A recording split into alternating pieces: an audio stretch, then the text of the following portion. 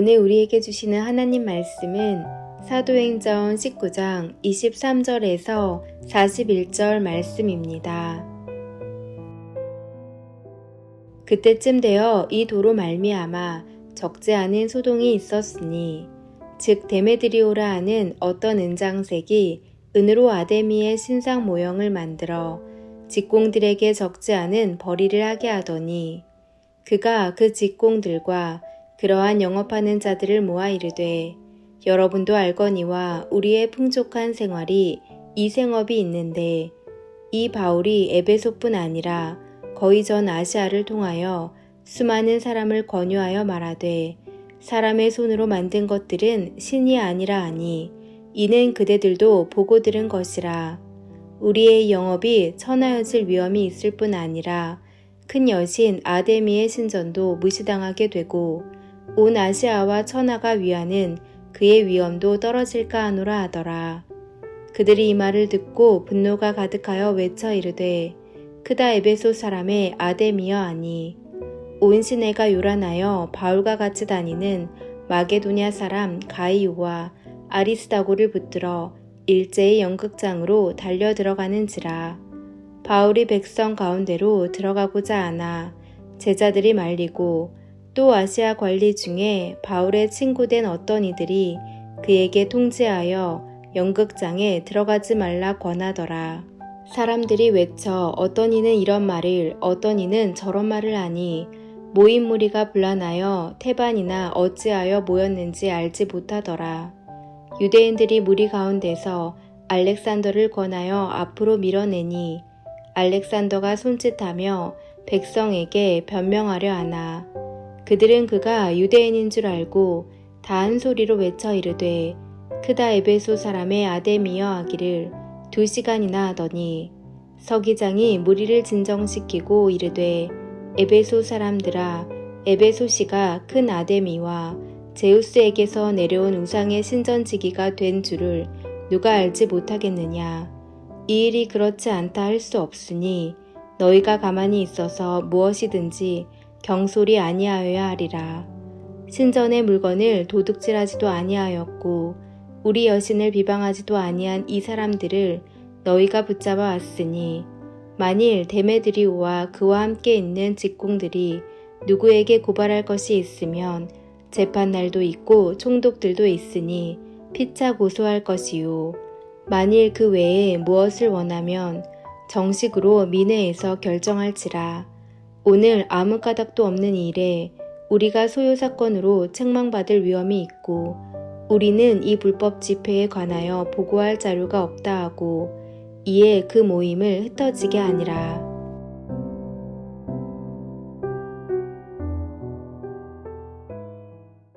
사도 바울은 에베소에서 여러 일을 겪고 2년 이상의 사역을 마치고 이제 에베소를 떠날 계획을 세웁니다.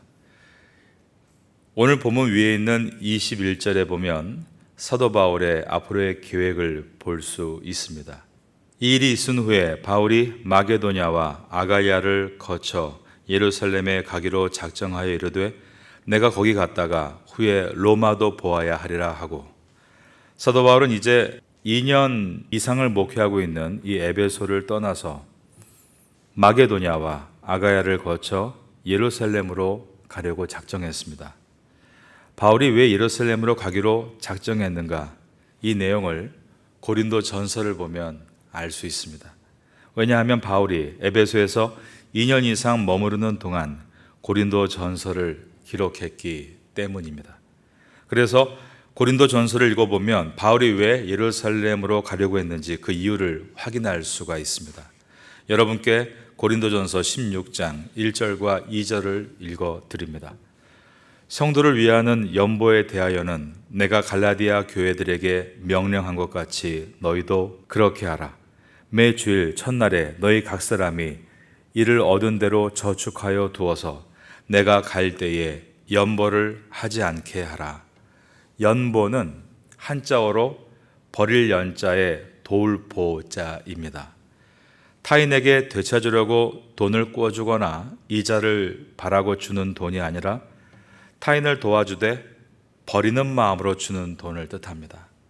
이 연보는 어려움을 당하고 있는 예루살렘 교회를 도와주기 위한 고린도 교회를 중심으로 한 아가야 지역에서 그 위쪽에 빌립보를 중심으로 하고 있는 마게도니아 지역의 성도들, 그리고 옆쪽에 있는 갈라디아 지역의 성도들이 모으고 있는 구제 헌금이었습니다.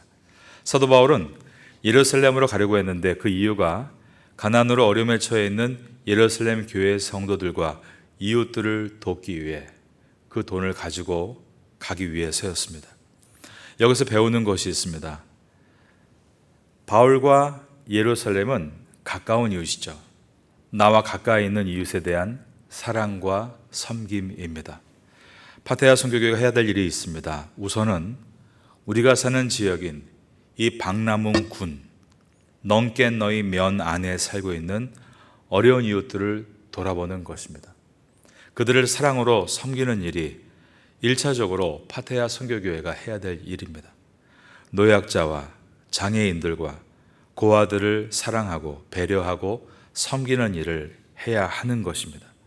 그리고 두 번째는 눈을 이곳에만 두지 않고 넓게 열어 저 멀리 있는 곳까지 바라보는 데 있습니다. 21절에 보니까 마게도냐와 아가야를 거쳐 예루살렘으로 가기로 작정하여 이르되 내가 거기 갔다가 그 다음 저를 따라 하시겠습니다. 후에 로마도 보아야 하리라. 가까이 있는 곳도 바라보지 않는다면 비참한 일이 되고, 그런데 멀리 있는 곳을 바라보지 않는 것은 비전이 없는 일이 됩니다. 사도 바울의 눈은 가까운 이웃 예루살렘을 바라보고 있었지만 저 멀리 있는 이웃인 로마를 바라보고 있었습니다. 사도행전 19장 21절 이 절에 대해서 벵겔이란 신학자가 이런 말을 했습니다. 과거의 그리스의 알렉산더나 로마의 가이사나 그 어떤 다른 영웅도 이 작은 베냐민 사람의 넓은 마음을 갖지는 못했다. 바울을 그의 출신을 따라서 베냐민 사람이다라고 표현을 했습니다. 바울은 이스라엘의 초대 왕이었던 사울, 그 베냐민 지파의 사람이었습니다. 아버지는 아들의 이름을 사울의 유명했던 왕의 이름을 따서 사울로 지었으나 다메섹 도상에서 부활하신 예수님을 만난 다음에 사울은 자기 스스로의 이름을 바울로 개명합니다. 바울은 헬라어 파울로스로서 작은 자라는 뜻입니다. 그러나 이 작은 자의 눈은 과거의 알렉산더나 쟁쟁했던 가이사 그 어떤 위인들보다 더 크게 그리고 넓게 열려 있었습니다. 내가 후에 로마도 보아야 하리라. 우리들도 바울과 같은 이러한 로마를 향한 비전이 있어야 합니다. 이곳 파타야, 라용, 시라차를 섬기는 비전을 넘어서서 태국 전체와 동남아시아와 더 나아가 세계 디아스포라를 섬기는 비전이 있어야 하는 것입니다. 비전이 있을 때 그 비전에 도달할 수 있습니다. 사업을 크게 해서 큰 집 사고, 큰 차 사고, 자식에게 큰 재산을 물려주겠다. 이러한 생각은 모든 세상 사람들이 갖는 야망입니다. 그런데 사업을 일으켜 많은 직원들을 섬기고 그들을 예수님 믿도록 인도해주고 그들을 제자 양육해서 세계 선교사로 파송하겠다. 바로 이것이 성도가 갖는 비전인 것입니다. 이 자리에 계신 분들은 먼저 매일 하나님 앞에 엎드려 기도할 때 야망을 비워내는 기도를 드리시고 그 빈 마음에 하나님께 여쭙는 가운데 그분의 비전을 채울 수 있는 그런 기도를 드리시기를 바라겠습니다. 22절입니다. 자기를 돕는 사람 중에서 디모데와 에라스도 두 사람을 마게도냐로 보내고 자기는 아시아에 얼마 동안 더 있으니라. 사도 바울은 예루살렘으로 갈 것이다. 훗날에는 로마로 갈 것이다. 그 다음 스텝을 계획하면서 이 에베소에 얼마 동안 더 머무르고 있었습니다. 사도 바울이 에베소에 좀 더 머물려고 했던 이유를 에베소서에서 기록했던 고린도 전서에 또 나와 있습니다. 고린도 전서 16장 8절과 9절을 읽어드립니다. 내가 오순절까지 에베소에 유하려 함은 내게 광대하고 공효를 이루는 문이 열리고 대적하는 자가 많음이니라. 사도 바울이 에베소에 그때 좀 더 머물려고 했던 이유가 광대하고 공효를 이루는 문이 열리고라고 했습니다. 즉 전도의 큰 문이 열릴 가능성 때문이었습니다. 에베소 도시는 그 당시 5월 달에 아데미 대축제와 기념 스포츠 경기들이 열렸습니다. 그 당시 올림픽 경기죠. 이로 인해서 각지에서 구름대같이 많은 인파가 에베소로 몰려들었습니다. 바울은 그것을 광대하고 공효를 이루는 문이 열리는 것이다 라고 표현했습니다. 모든 환경에서 전도의 길을 찾은 것입니다. 대단히 아름답고 멋진 말이 아닐 수 없습니다. 여러분의 사업장에 인부들이 몰려오고 공원들이 몰려올 때 그들을 바라보면서 야, 수익이 되겠다 그런 말이 아니라 하나님께서 지금 전도의 문을 크게 열어주고 계신다 이렇게 말하는 것이 아름답고 멋진 말인 것입니다. 여러분들은 마음에 바른 믿음을 가짐으로 멋진 말을 할 수 있게 되기를 예수님의 이름으로 축원합니다. 그러면서 사도 바울은 때가 되면 떠나야 하는 이유는 대적하는 자가 많음이니라 라고 했습니다. 바울이 계속 머물게 되면 바울에 대해 반감을 가지고 있는 대적자들로 인해서 에베소 교회가 어려움에 봉착할 수 있기 때문입니다. 그리고 이제 에베소를 떠나야 할 때가 다가오고 있다는 것이 23절의 말씀입니다. 오늘 본문의 첫 절인 사도행전 19장 23절을 보겠습니다. 그때쯤 되어 이 도로 말미암아 적지 않은 소동이 있었으니, 여기에서 도란 티층을 말하는 것이 아니라 웨이를 말하는 것입니다. 사도 바울과 복음을 듣고 변화된 사람들이 에베소에서 성도의 삶이란 이런 것이다, 그 길을 보여주고 있었다는 것입니다.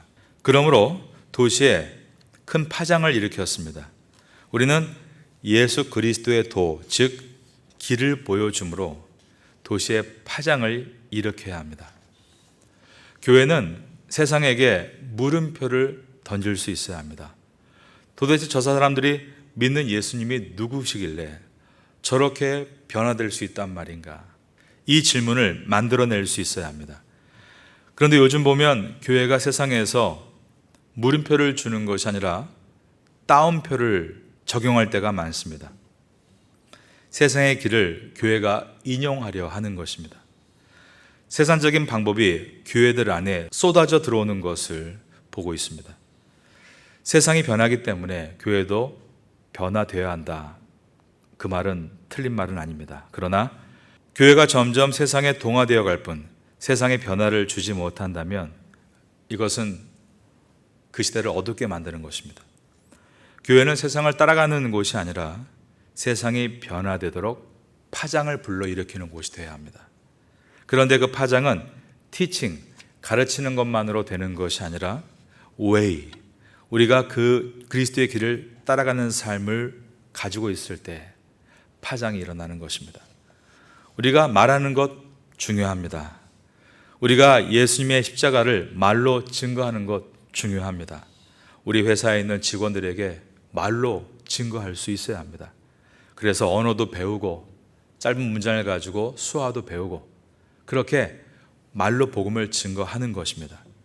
그러나 그 증거가 파장을 일으키기 위해서는 십자가를 말로 증거하는 것으로 끝나지 않고 나를 부인하고 십자가를 지고 가는 바로 주님의 길, 그 웨이를 따라가는 삶을 보여줄 때 파장이 일어나는 것입니다.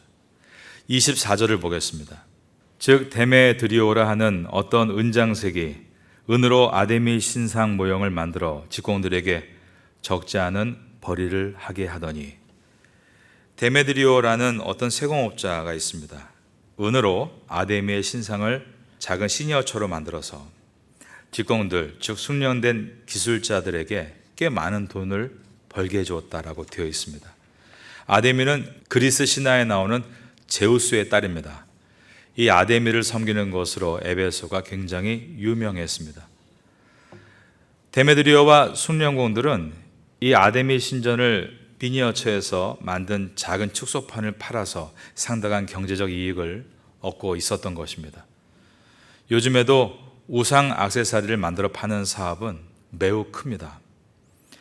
25절을 보겠습니다. 그가 그 직공들과 그러한 영업하는 자들을 모아 이르되 여러분도 알거니와 우리의 풍족한 생활이 이 생업에 있는데, 데메드리오가 바울이 만든 파장에 대해 문제를 제기하고 있습니다. 바울 때문에 사람들이 예수님을 믿고 우상을 버리고 부적을 불태웠다라는 것입니다. 26절입니다. 이 바울이 에베소뿐 아니라 거의 전 아시아를 통하여 수많은 사람을 권유하여 말하되 사람의 손으로 만든 것들은 신이 아니라 하니 이는 그들도 보고 들은 것이라. 그러므로 바울 일행 때문에 에베소뿐 아니라 아시아 전역에서 큰 여신 아데미의 위상이 떨어지는 것을 그대로 볼 수 없다라고 말합니다. 27절입니다. 우리의 이 영업이 천하여질 위험이 있을 뿐 아니라 큰 여신 아데미의 신전도 무시당하게 되고 온 아시아와 천하가 위하는 그의 위엄도 떨어질까 하노라 하더라. 그런데 이 사람들의 실제 불만은 이러한 어떤 신념과 신앙의 문제가 아니라 자기들의 풍족한 생활이 사라질까 봐 불안해하고 불만을 갖는 것이었습니다. 25절 하반부에 보면 여러분도 알거니와 우리의 풍족한 생활이 이 생업에 있는데 라고 되어 있는 것입니다. 풍족한 생활이 위협당하는 것을 싫어하고 있는 것이었습니다. 이 사람들의 걱정은 자기들의 이익이 훼손당하는 것이지 자신들이 믿고 있는 신앙과 신념이 위기에 처한 것 때문은 아니었다는 말입니다. 27절에 큰 여신 아데미의 신전도 무시당하게 되고 온 아시아와 천하가 위하는 그의 위엄도 떨어질까 하노라. 이것은 핑계를 댈 명분이었습니다. 그들은 진리를 지키기 위해 싸우는 것이 아니라 돈을 지키기 위해서 싸우려 한 것이었습니다. 28절입니다. 그들이 이 말을 듣고 분노가 가득하여, 이 분노가 진리를 수호하기 위한 분노였겠습니까? 아니죠. 돈 몇 푼을 수호하기 위한 분노입니다. 오늘 제가 이 얘기를 강조하고 있는 것은 오늘날 세상의 이야기이기 때문입니다. 돈을 수호하기 위해 모이는 사람들이 얼마나 단결력이 강한지 오늘 본문을 오늘날 세상이 보여주고 있습니다. 우리나라가 데모를 많이 하는 나라라고 유명합니다. 태국 언론들이 한국 사회를 떠올릴 때 그 이미지 중에 하나가 데몬스트레이션입니다. 그렇게 할 수밖에 없는 절망적인 상황들도 있고 우리들도 그것을 외면해서는 안 됩니다. 그러나 이 땅에 일어나고 있는 분노, 그 이면을 보면 사실은 정의를 세우기 위한 것보다 자신의 이익, 자신의 이권을 관철하기 위한 분노가 많다는 것입니다. 우리가 성내는 본질이 무엇인가? 왜 나는 이렇게 분이 가득 차 있는가? 정말 의를 위해서인가? 아니면 내 이익을 위해서인가? 끊임없이 질문하고 그것을 하나님 앞에 비워내야 하는 것입니다. 그래서 19장 29절을 보시면 온 시내가 요란해서 바울과 같이 다니는 마게도니아 사람 가이오와 아리스다고를 잡아가지고 일제히 영국장으로 달려 들어갔다라고 되어 있습니다. 자신들의 이익을 지키기 위해 영국장으로 사람을 끌고 가는 일들이 오늘날 얼마나 많이 일어나고 있는지 모릅니다. 오늘 본문을 지나면서 우리가 깊이 생각해야 될 것이 있습니다. 직업윤리라는 것입니다. 도덕성이죠. 이익을 무조건 나쁘다라고 말할 수 없습니다. 그런데 그 이익을 얻기 위해서 어떤 웨이, 어떤 방법을 우리가 쫓고 있는가입니다. 우리가 다른 사람의 마음을 아프게 하고 다른 사람들의 것을 필요 이상으로 빼앗고 독점함으로 얻는 이익은 비윤리적이다 라는 것을 성도로서 생각을 해야 합니다. 빙점을 쓴 크리스찬 일본인 미우라 아야코라는 분이 있습니다. 미우라 아야코가 일평생 동안 굉장히 병약했습니다. 유명한 작가가 되기 전에는 조그만 문구점을 하면서 생계를 유지하고 있었습니다. 그런데 미우라 아야코가 어떤 사람이었는가? 정말 하나님을 사랑하는 사람이었습니다. 그러니까 손님이 그 가게에 들어가면 그렇게 좋은 것입니다. 왜냐하면 늘 손님을 상냥하고 친절하게 맞이하고 하나님의 사람으로서 줄 수 있는 감동을 주었기 때문이었습니다. 그래서 그 주변에서 그 가게만 잘 된 것입니다. 상대적으로 다른 가게가 잘 안 된 것입니다. 그러자 미우라 아야코는 그게 미안해서 보통 문구점, 잡화점 같은 데 가면 뭐든지 다 갖다 놓고 팔지 않습니까? 그런데 미우라 아야코가 자기 가게에서 의도적으로 가장 잘 팔리는 품목 몇 개를 뺀 것입니다. 그랬더니 사러 오는 사람들도 불편하니까 상대적으로 그만큼 다른 곳으로 물건을 사러 가게 되었습니다. 그것 때문에 하루 종일 분적이 됐던 미우라 아야코가 잉여의 시간을 가질 수 있게 됐는데 그 잉여의 시간을 통해서 문방구 안에서 썼던 책이 유명한 빙점이라는 작품입니다. 이 이야기는 굉장히 간단한 이야기지만 아름다운 이야기입니다. 우리의 사업이 다 이래야겠다라고는 말할 수 없습니다. 치열한 경쟁 사회 속에서 오늘도 살아가야 될 것입니다. 그러나 이러한 인생이 우리 안에 있어야겠구나라는 마음은 우리가 반드시 갖고 가야 하는 것입니다. 우리가 다른 사람의 이익을 깊이 생각할 수 있어야 한다는 뜻입니다. 다른 사람의 이익을 깊이 생각하고 창의적인 결정을 한 미우라 아야코는 빙점이란 작품을 쓰며 새롭게 태어났습니다. 우리가 자녀들에게 이러한 직업 윤리를 소개하고 그러한 정신으로 양육하는 것이 중요합니다. 사실 젊은이들이 태국에서 직업을 얻기가 너무 어렵고 그래서 한국에 돌아가는데 한국도 청년 실업의 문제가 너무 많아서 부모들이 이제는 자녀를 위해 입시 기도하는 것보다 입사 기도를 더 많이 한다, 그런 말도 있습니다. 입사가 잘 안 되니까 더 공부하려고 하고 그래서 한국 젊은 사람들 가운데 석사는 물론이거니와 박사가 넘쳐나고 있습니다. 하지만 그렇게 PhD를 받아도 시간 강사 자리도 얻지 못하는 현실입니다. 우리에게 그리고 우리 자녀들에게 그런 학위보다 필요한 것이 있습니다. 가치관입니다. 직업에 대한 가치관이 세워지고 그런 가치관에 부적합한 직장을 달라고 하나님께 구하지 말고 그러한 가치관에 부합한 직장을 달라고 하나님께 구하는 사람이 되어야 합니다. 우리가 안정적인 삶을 위해서 직업을 얻으려 하기 전에 직업이 하나님께서 우리에게 주신 소명임을 생각할 수 있도록 우리가 깨어 있어야 되고 자녀들과 이것을 토론해야 합니다.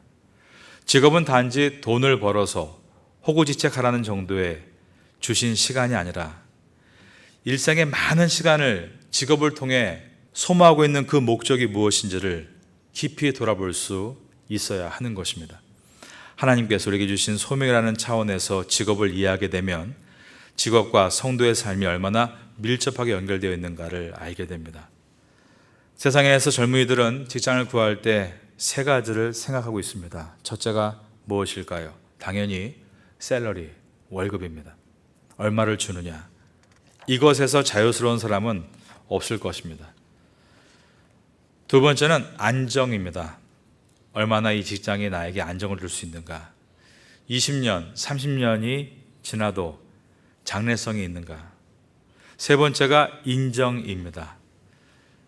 사람에게 인정받을 수 있는가. 이처럼 돈과 안정과 인정, 이 세 가지가 늘 대표적으로 나오는 직업을 구하는 조건입니다. 우리나라 공무원이 되려는 사람들이 노량진에서 7급, 9급 공시생으로 살아가고 있습니다. 노량진에서 방을 얻어서 아예 먹고 자며 공부하는 학생들이 5만 명이고 그곳으로 통학하는 사람이 약 40만 명입니다. 매년 90%가 낙방하고 있고 사수, 오수를 하고 나면 노량진의 백수로 정착을 합니다. 정말 그러한 국가 공무원이나 어떠한 시험을 통해 높은 자리에 얻는 것 외에는 길이 없어서 그런 것인가? 그렇지 않습니다. 아까 말씀드린 돈과 안정과 인정, 이 세 가지를 포기하지 않기 때문에 대부분 그곳에 또 한 해를 버티고 있는 것입니다. 한국은 지금 기초과학이 점점 가라앉고 있습니다. 인문과학도 점점 축소되고 있습니다. 왜냐하면 그것을 공부해서는 그러한 세 가지를 얻을 수 없다라는 마음 때문입니다. 가장 인기 있는 의대는 본과를 지나고 나서부터 한쪽으로 몰리게 됩니다. 돈을 많이 벌고 덜 힘든 쪽으로 몰리고, 외과, 소아과는 힘들고 박봉인 곳이어서 이제는 소아과가 문을 닫는다라는 말이 나올 정도로 그렇게 모든 직업군에서 한쪽은 너무 하려는 사람이 모이고 있고 한쪽은 미달이 되고 있는 이러한 사회 불균형이 점점 심각하게 일어나고 있습니다. 이것은 사회가 병들고 있다는 분명한 증거입니다. 점점 갈등이 심해지고 있는 것이고 소외와 격차가 벌어지고 있는 것입니다. 이 부분을 크리스찬인 우리는 깊이 생각해야 합니다. 자신을 돌아보고 적용할 수 있어야 되고, 우리 가족들이 모여서 진지하게 우리 각자가 하나님께 받은 비전에 대해서 서로 나누어야 하는 것입니다. 개같이 벌어서 정승같이 쓰라라는 말 우리가 알고 있습니다. 그런데 이 말이 성경과 부합하기 위해서는 윤리적으로 개 같아도 된다, 이것은 결코 성경의 정신에 들어올 수 없습니다. 직업의 종류에 대해서 남들이 천하다고 여기는 직업이라면 그것에 대해서는 크리스찬으로서 하나님 앞에 부끄러움을 가질 이유가 없습니다. 그리고 교회 안에서는 직업의 기천을 가지고 사람을 평가하거나 직업의 기천을 가지고 사람을 세우는 일이 반드시 없어야 합니다. 그런데 윤리적으로 개같이 버는 돈에 대해서는 단호하게 가르쳐야 되는 것이 교회입니다. 신명기 23장 18절에 이렇게 기록되어 있습니다. 창기에 번 돈과 개 같은 자의 소득은 아무 서원하는 일로든지 내 하나님 여호와의 전에 가져오지 말라. 이 둘은 다 내 하나님 여호와께 가증한 것임이니라. 정확하게 개 같은 자의 번 돈이라고 기록되어 있습니다. 부적절한 직업을 가지고서 남의 것을 탈취하고 고통 가운데서 빼앗은 돈을 선교하겠다, 이렇게 얘기할 수 없다는 것입니다. 우리 사회의 어려운 직업들, 사람들은 그것을 천대시하고 그 일을 하는 사람들에게 막말을 쏟아내고 있습니다. 사회가 병들고 있는 것입니다. 하지만 크리스찬은 그것을 가지고 자기 스스로를 비하하고 낮추거나 그 직업에 있는 사람을 업신 여겨서는 안 됩니다. 그것은 죄악입니다. 정말 개같이 벌어서 정승같이 쓴다라는 것이 우리 기독교 안에서 이루어지기 위해서는 아무리 사람들이 보기에 하찮은 일을 할지라도 거기서 땀 흘려 얻은 정당한 대가를 가지고 하나님께 감사헌금 드리고 부모님을 모시고 이웃을 섬기고 자기의 삶을 영위한다면 가장 귀한 노동이 되는 것입니다. 내 가족과 그리고 하나님께 예배드리는 것을 놓치지 않기 위해서 수고하는 직업이라면 그것은 거룩한 직장입니다. 내가 작은 직업을 갖고 있다 할지라도 그 직업을 가지고 하나님께 예배할 수 있고 부모님을 섬길 수 있고 그리고 이웃을 돌볼 수 있다면 여러분들은 자랑스러워 하셔야 합니다.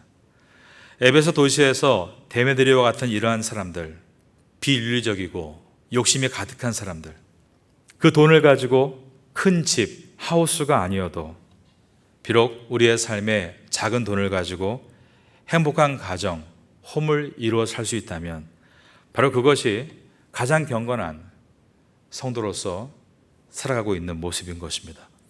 먼저 주님의 나라를 위해서 복음과 선교가 이루어지기를 위해 기도하시고, 그리고 하나님은 그러한 사람에게 이 모든 것을 더하여 주시리라, 이 약속을 따라 인생의 그 귀한 열매를 따먹을 수 있는 선도가 될 수 있기를 마지막으로 예수님의 이름으로 축원합니다.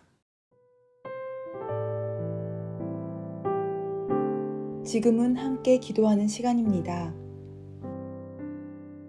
8월의 공동 기도 제목은 첫째, 하반기 새롭게 시작하는 각 교구 구역 예외를 위해. 둘째, 하반기 새롭게 시작하는 한인 교회 학교와 태국인 교회 학교를 위해. 셋째, 하반기 새롭게 시작하는 주간 장애인 보호센터와 농아인 교회를 위해. 넷째, 각 사역팀들마다 귀한 일꾼들이 자원하도록 말씀을 붙잡고 기도하는 귀한 시간 되시기를 소망합니다.